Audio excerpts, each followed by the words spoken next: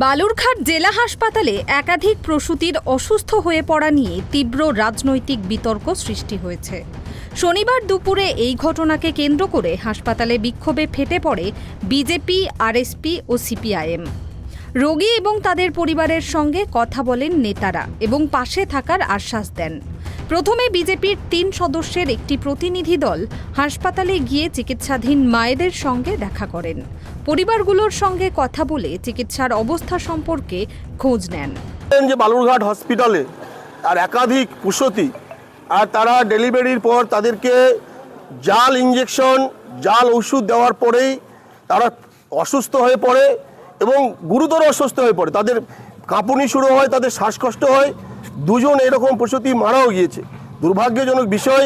আমরা জানার পরেই আমরা এসেছিলাম আর রোগীর আত্মীয় স্বজনের কাছে খোঁজখবর নিতে সুপারের কাছে।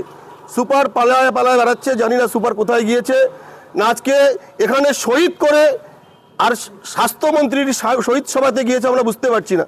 আজকে যারা মারা গেলেন তারাও শহীদ হলেন। কি চলছে এটা? আমরা আজকে শুধুমাত্র কোনো বড় বিক্ষোভ করছি না এই কারণেই যে হসপিটালে আরও কয়েকজন মৃত্যুর সঙ্গে পাঞ্জা লড়ছে। তারা সুস্থ হয়ে বাড়ি ফিরুক, আমরা তার জন্য কামনা করছি। সেই জন্য আমরা চাইছি না ডাক্তারদের কাউকে হসপিটালে আর এই সময় কোনো ডিস্টার্ব করতে। কিন্তু এর আমরা পূর্ণাঙ্গ তদন্ত, এই সরকারের তদন্ত হবে না। ডাক্তারবাবু বলছে তদন্ত হলেই বেরোবে। কি বেরোবে? তদন্ত এরা করবে, এদের তদন্ত দিয়ে কিছুই বেরোবে না। আমরা চাই সেন্ট্রাল এজেন্সির দ্বারা তদন্ত করতে হবে, তার সঠিক বেরোবে। এরপরই আরএসপি ও সিপিআইএমের পক্ষ থেকেও আলাদা করে বিক্ষোভ কর্মসূচি পালন করা হয়। তবে হাসপাতাল সুপার অনুপস্থিত থাকায় কোনো পক্ষই তাদের অভিযোগ লিখিত আকারে জমা দিতে পারেননি।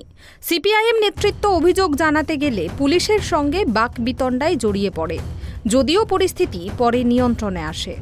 যে জাল ওষুধে গোটা রাজ্যটা ভরে গেছে, আর এই জাল ওষুধের জন্য আমাদের মতো সাধারণ মানুষ, এই যারা দরিদ্র মানুষ বা আমরা সাধারণ মানুষ যারা হসপিটালে ট্রিটমেন্ট করতে আসি, তারা বারবার করে সাফার হচ্ছে।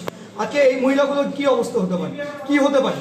আমরা দাবি করছি যে অবিলম্বে যে সমস্ত মহিলারা আজকে ভর্তি আছেন তাদেরকে সর্বোচ্চ ট্রিটমেন্ট দিতে হবে। এই বিষয়ে কোনো অজুহাত আমরা মানব না, প্রথম কথা।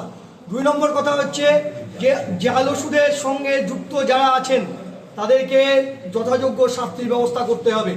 আমাদের এখানে যিনি স্বাস্থ্যমন্ত্রী আছেন, বিজেপি ও বামপন্থী দলের পক্ষ থেকে এই ঘটনায় জাল ইঞ্জেকশন দেওয়ার অভিযোগ তোলা হয়েছে, যদিও সেই অভিযোগকে ভিত্তিহীন বলে উড়িয়ে দিয়েছে দক্ষিণ দিনাজপুর জেলা মুখ্য স্বাস্থ্য আধিকারিক দপ্তর। জেলা স্বাস্থ্য কর্তৃপক্ষের তরফে জানানো হয়েছে সকল প্রসূতির শারীরিক অবস্থা বর্তমানে স্থিতিশীল ও উন্নতির দিকে। প্রয়োজনীয় চিকিৎসা ব্যবস্থা গ্রহণ করা হয়েছে। একই সঙ্গে ঘটনা তদন্তে একটি মেডিকেল বোর্ড ও পৃথক তদন্ত কমিটি গঠন করা হয়েছে। দেখুন, কোন রাজনৈতিক দল কি বলছে তার উপর বেশ করে কোনো সিএমওর অ্যাক্টিভিটি হবে না। আপনার আমরা বলছি, আমি আপনাকে বলছি যে আবারও আমি রিপিট করছি যে আমরা সব রকম পরিস্থিতিকে, আমরা সব রকম পসিবিলিটি আমরা এক্সপ্লোর করব। যেরকম উঠে এসছে একটা ইনফেকশনের কথা, সেটাকেও আমরা মাথায় রাখছি, যার জন্য আজকে আমরা পুরো ওটিটাকে আমরা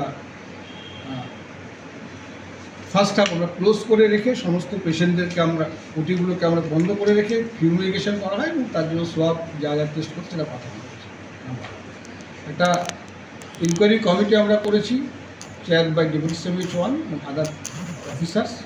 তারপরে ইস্যুগুলোকে অলরেডি দেখছি। পাশাপাশি এটাও ঠিক, কিছু মানুষজনের মধ্যে থেকে বা কিছু লোকের মধ্যে থেকে একটা উঠে এসেছে কোনো ওষুধ ইঞ্জেকশন সম্বন্ধে।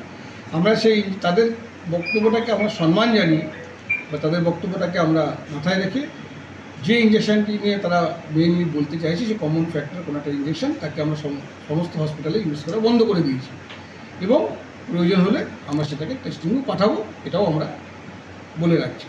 প্রসঙ্গত একটা কথা বলে রাখি, যে ইঞ্জেকশনটি ব্যবহৃত হচ্ছে। বিরোধী দলগুলোর পক্ষ থেকে জানানো হয়েছে তারা এই ঘটনার পূর্ণাঙ্গ তদন্ত ও দোষীদের শাস্তির দাবিতে আন্দোলন চালিয়ে যাবেন। জেলা জুড়ে এই ঘটনা নিয়ে সাধারণ মানুষের মধ্যেও তৈরি হয়েছে তীব্র উদ্বেগ ও আলোড়ন। বালুরঘাট থেকে হিটলার ভৌমিকের রিপোর্ট, ট্রাইব টিভি বাংলা।